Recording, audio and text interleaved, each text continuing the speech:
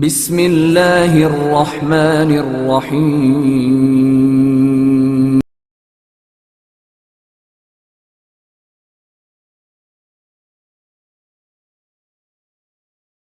امام الثانی عشر المہدی المنتظر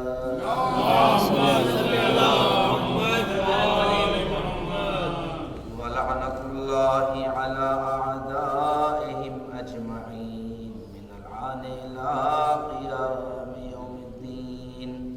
اما بعد فقد قال اللہ تبارک وتعالی فی محکم کتاب المجید وفرقان الحمید وقول الحق. بسم اللہ الرحمن الرحیم. یا ایہا الذین آمنوا اتقوا اللہ وکونوا مع الصادقین.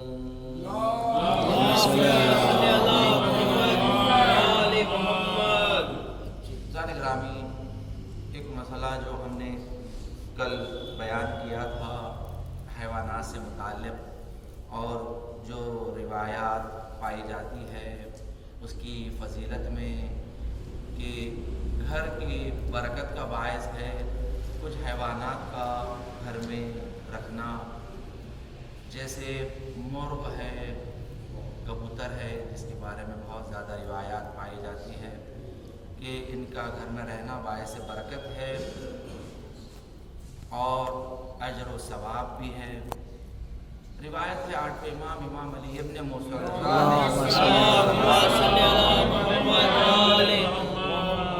آپ فرماتے ہیں فی الدیگ الابیض خمس خصال من خصال الانبیاء. مرغ سفید میں، یعنی سفید مرغے میں 5 خصلتیں ہیں انبیاء علیہ السلام کی خصلتوں میں سے. یعنی امام فرما رہے ہیں، قول امام ہے، قول معصوم ہے کہ امام فرما رہے ہیں 5 خصلتیں انبیاء علیہ السلام کی. آپ دیکھیے ایک سفید مرغے پہ اتنی خصلتیں ہوں گے کہ انسان میں اتنی خصلتیں جمع اگر ہو جائیں تو پھر کہاں پہنچ جائے انسان. ائمہ معصومین فرماتے ہیں کہ بعض چیزیں ہمیں جانوروں سے سیکھنی چاہیے. یہ جو حکم کیا گیا ہے کہ گھر میں حیوانوں کا رکھنا، بہت حکمتیں ہیں اس کے پیچھے. کیوں؟ اور بہت سارے انبیاء جب تک نبی نہیں بنے، جب تک انہوں نے جانوروں کو نہیں چرا، یعنی جانوروں کو پالنا.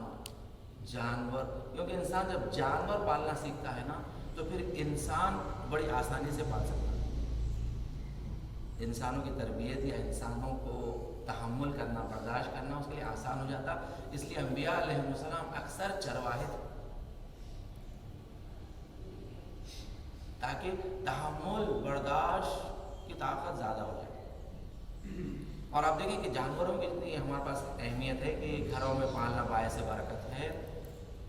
تو یہاں پر جو اہمیت دی جا رہی ہے کہ گھر میں پالیں، اپنے گھر میں پالیں، کہ گھر میں ایک ایسا مقام ہو، ایک ایسی جگہ ہو کہ جہاں پر آپ گھر میں رکھ سکتے ہیں. تو گھر میں پالا جائے اس کے لیے، اور جانور کے لیے بھی سہولت ہو گھر میں. ایسا نہ ہو کہ جانور کے لیے بھی اذیت کا باعث نہ بنے، اور یہ بھی نہ ہو کہ آپ گھر کے باہر پال رہے ہیں اور محلے والوں کو اذیت ہو رہی ہے. ایسے لگے کہ پورا محلہ جا کر پولٹری فارم ہو گیا ہے، پورا محلہ جا کر جو ہے مندی بن گیا ہے. آپ جو ہے بکریاں پال رہے ہیں اپنے گھر میں پالنے کے بجائے، اب گھر میں جگہ نہیں ہے بلکہ آپ باہر راستے میں آپ جو ہے باندھ رہے ہیں. اور راستہ دیکھیں آپ کہ پورے کا پورا راستہ جو ہے گندگی سے خراب ہو رہا ہے. محلے والوں کو اذیت دینا، تکلیف دینا حرام ہے اسلام میں. یعنی اہل بیت علیہ السلام کی ناراضگی کا سبب ہے، خدا کی ناراضگی کا سبب ہے اگر کوئی پڑوسی کو تکلیف پہنچے. آپ کے کسی بھی کام سے پڑوسی کو تکلیف پہنچے، اہل بیت کی ناراضگی کا سبب ہے. یقیناً جانور پالنا مستحب ثواب ہے، مگر اس مستحب کو کرنے کے لیے آپ ایک حرام میں مبتلا اگر ہو رہے ہیں تو پھر وہ حرام ہے، وہ خود کام حرام ہو جاتا ہے. لیکن بعض کام ایسے ہوتے ہیں کہ جو مستحب ہوتے ہیں مگر بعض وجوہات کی بنا پر حرام ہو جاتے ہیں. یعنی گھر میں پالنے کا حکم اگر دیا گیا ہے تو گھر میں پالیں. محلے میں، راستے پہ، روڈ پر اسے پالنا اور راستہ بند ہو جانا لوگوں کے لیے، یا راستے میں گندگی ہونا، یہ تمام گناہ ہے، یہ حرام ہے، یہ باعث حرام ہو جاتا ہے۔ اور یہی وجوہات ہوتے ہیں کہ گھر میں بلاؤں کا سبب آتا ہے، مشکلات آتے ہیں۔ کیوں؟ کیونکہ آپ سے محلے والے راضی نہیں ہیں، آپ سے پڑوسی آپ کا راضی نہیں ہے۔ جب پڑوسی آپ کا ناراض ہے، روایت ہے پیغمبر اکرم محمد مصطفیٰ صلی اللہ علیہ وسلم، حرمت الجار کل حرمت الام، پڑوسی کی حرمت، پڑوسی کا احترام تمہارے ماں کے احترام کی طرح ہے۔ سوچئے، تمام میں سب سے زیادہ احترام اگر کسی کا عظمت رکھتا ہے تو وہ ماں کا احترام ہے۔ آپ دیکھیں، ماں کے احترام کے مقابل میں کوئی احترام نہیں آتا، باپ کا بھی مقام نہیں آتا ہے ماں کے مقابل میں۔ جہاں پڑوسی کی بات آتی ہے تو پیغمبر تشبیہ کرتے ہیں پڑوسی کو ماں سے، حرمت الجار کل حرمت الام، ماں کی طرح حرمت ہے۔ تو پڑوسیوں کے لیے تکلیف اور اذیت کا سبب نہ بنے، ایک مستحب کام کرنے کے لیے آپ حرام میں مبتلا نہ ہو۔ اگر انسان اگر نہیں کر سکتا ہے، گھر میں نہیں رکھ سکتا ہے تو کوئی بات نہیں، مجبوری ہے اس زمانے میں، انسان آج کل کے زمانے کے حساب سے یہ نہیں کر سکتا ہے، نہیں رکھ سکتا ہے۔ کہ آپ دیکھیں کہ پہلے کے زمانے میں لوگ گھوڑے رکھا کرتے تھے، اونٹ رکھا کرتے تھے، کہ آج ہم رکھ سکتے؟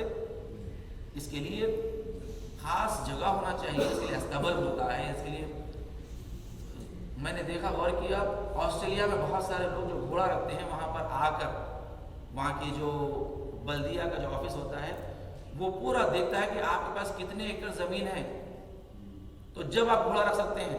ایسا نہیں کہ آپ چھوٹا سا آپ کے پاس صحن ہے، آپ گھوڑا رکھنا چاہ رہے ہیں، ہاتھ کے رکھنا چاہ رہے ہیں، اجازت نہیں ہے۔ آپ کے پاس کئی ایکڑ زمین ہونا چاہیے کہ جو اسے مخصوص ہے، اور اس کے لیے آپ کے پاس سیونگز بتانا پڑے گا آپ کو کہ سالانہ آپ کے پاس کتنی سیونگ ہے، آپ استطاعت ہے نہیں ہے، ایک گھوڑا پال سکتے ہیں نہیں پال سکتے ہیں، یہ تمام چیزیں دیکھی جاتی ہیں۔ دیکھیں، آج یہ غربی ممالک ہیں مگر اسلام کے احکام پہ عمل کر رہے ہیں۔ گھر میں اگر آپ کوئی حیوان پال رہے ہیں تو اس کی تمام خصوصیات آپ دیکھیں۔ جب مولا کائنات امیر المومنین علی ابن ابی طالب علیہ السلام اپنا آخری افطار کرنے کے لیے جب اپنی بیٹی کے گھر جاتے جناب ام کلثوم کے پاس، اور جب آپ شہر میں نکل رہے تھے نماز کے لیے اور مرغابیوں نے آپ کا راستہ روکا، تو مولا کائنات نے کیا کہا تھا ام کلثوم سے کہ ان کا خیال رکھنا، ان کا خیال رکھنا، اگر ان کا خیال اگر نہیں رکھ سکتے ہو تو انہیں آزاد کر دیں اللہ کی طرف، یعنی آزاد کر دیں تاکہ یہ اپنا رزق خود تلاش کر لیں۔ مولا نے حتیٰ ام کلثوم کو وصیت کی اس مرغابیوں کے بارے میں، فرمایا ان کا خیال رکھنا بھی تمہارا وظیفہ ہے، یہ نہیں کہ آپ محلے والوں پر تکلیف اور اذیت کا سبب بن جائیں، راستے والوں کو تکلیف دیں، یہ اصلاً جائز نہیں ہے۔ کس قدر واقعہ نقل کرتے ہیں کہ ایران کا رضا شاہ پہلوی کا زمانہ، کہ شاہ کا جو باپ تھا رضا شاہ پہلوی، اس کے زمانے میں منع حجاب کا حکم آیا کہ حجاب پر پابندی، جو بھی حجاب کرے گا اس کا حجاب چھین لیا جائے گا ایران میں، اس لیے کہ ایران کو چاہتے تھے کہ پیرس جیسے ملک بنائے، اوریان یہ جیسے حکم دیا، اور ایران میں اہل بیت کے چاہنے والے، وہاں پر ہمارے 8ویں امام کا روزہ، اور شہر مقدس قم میں شہزادی معصومہ قم کا روزہ، یہ اور تشیع کا مرکز ہے قم، اہل بیت کا آشیانہ ہے قم۔ اور جب رضا شاہ پہلوی نے حکم دیا تو بہت سارے جو لوگ مجبور تھے وہ لوگ اپنے گھروں میں رہا کرتے تھے اپنے پردے کو بچانے کے لیے، اور جو لوگ مجبور ہوتے تھے کہ اگر ان کے پاس کوئی مرد نہ ہوتا، کچھ کام کے لیے باہر جانا پڑے تو بہت چھپ چھپا کے، جیسا کرفیو میں ہم نکلا کرتے ہیں ویسا نکلا کرتے تھے خواتین پردے میں، اور چھپ کر واپس آ جاتے ہیں۔ کہتے ہیں کہ ایسے ایک واقعہ نقل کرتے ہیں کہ ایک خاتون اپنے پردے میں وہ کچھ کام سے جا رہی تھی، تو جو شرطے ہوتے ہیں، جو پولیس ہوتی ہے، وہ گھوم رہی تھی، اچانک انہوں نے اس عورت کو دیکھ لیا، اور جیسے ہی دیکھ لیا وہ لوگ اس کے پیچھے دوڑنے لگے، اسے پکارنے لگے، اس کے پیچھے تاکہ اس کا پردہ اس سے چھین لے۔ دو جوان کہتے ہیں کہ ہم نے جیسے ہی دیکھا ہماری غیرت کو گوارا نہیں کیا کہ ایک خاتون، ایک محجبہ عورت کے پردے کو یہ پولیس والے چھیننا چاہتے ہیں اور اس کے پیچھے دوڑ رہے ہیں، اور وہ بھی اپنا پردہ بچانے کے لیے دوڑ رہی ہے۔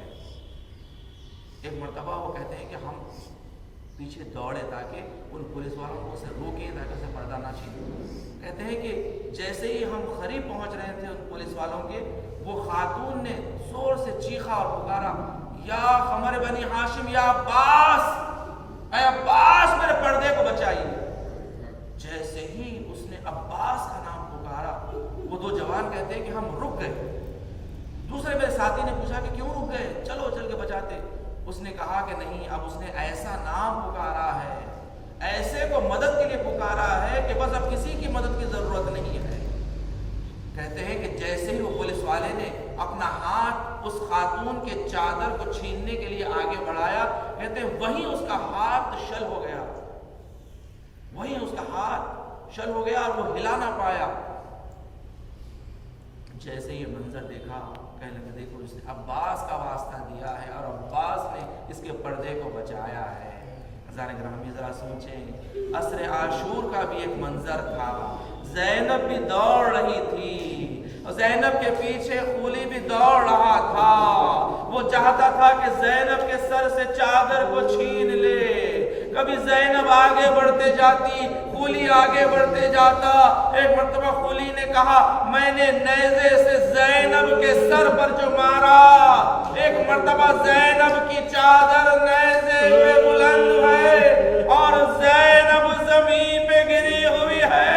ارے زینب نے بے ساختہ پکارا، عباس، زینب کی چادر۔ لعنت اللہ علی قوم الظالمین وسیعلم الذین ظلموا ایہم منقلب۔ بار اللہ پڑھنے اور ہم سے ذکر خلیل کو قبول فرما۔ پروردگار ہم کو غم نہ دے سوائے غم اہل بیت۔ ہمیں جو بیمار ہے، علیل ہے، جماعت سے دعا کہتے ہیں، بالخصوص خورشید بھائی، عالیہ فاطمہ، بحق بیمار کربلا صحت کامیاب عاجلہ عنایت فرما۔ دنیا میں جہاں جہاں مومن مومنات ان کی جان مال عزت و آبرو دین و ایمان کی حفاظت فرما، مقامات مقدسات کی حفاظت فرما، علماء اعلام مراجع کرام کا سایہ ہمارے سامنے، دشمنان اہل بیت دشمنان اسلام کو نیست نابود فرما، امام زمانہ کے ظہور میں تعجیل فرما، ہمیں امام کے اعوان انصار میں شمار فرما۔